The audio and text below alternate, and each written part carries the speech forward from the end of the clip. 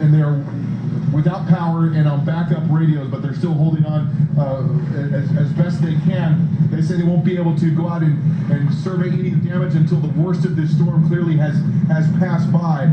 But obviously the path of that storm now, Chris, will come up from Marco Island here toward Naples, where we are this afternoon. And as you can see here, this will only continue to intensify.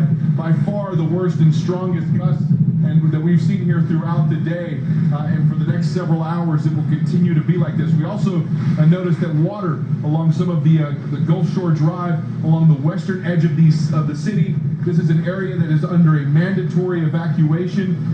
It has been a deserted ghost town for some days now. We saw the water quickly rising out there on some of those streets and a lot of those areas where those trees were falling down as well. So we are here between the Gulf side, which is here about a half mile to my left. There's also a river that cuts through town. And one of the things that officials here are also taking a close look at and very concerned about is high tide expected later on this afternoon.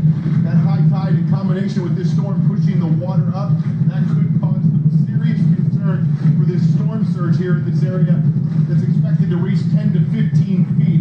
And that could be catastrophic for many neighborhoods here in the Naples area. Chris? Yeah.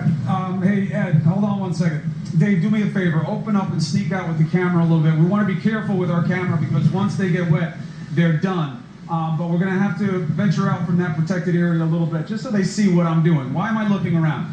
As I said earlier, this is what we call the snap, crackle, and pop phase, and that's not to trivialize it. You start to hear these sounds. It's actually almost eerie.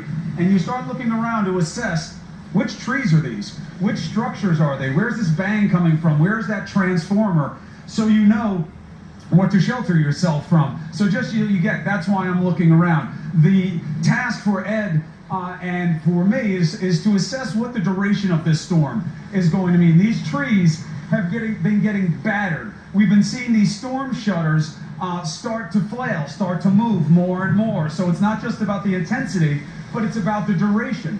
You know, how long can these trees sustain? And when they don't, and they break, that failure leads to a projectile. It goes through windows, it goes through cars.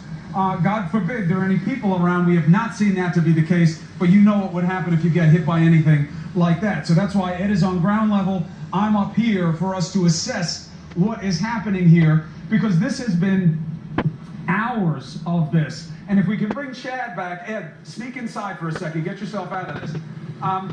Chad, duration and the idea that some of this has been kind of tenderizing to the Naples city area, that while it's been waiting for hours for Irma to come in earnest, it's been getting hit with wave after wave and wind. As I've been watching John and all the correspondents down in the Miami area, it hasn't looked that much worse than what they've had here for about 5 hours. That tenderizing effect. What can you tell us about that?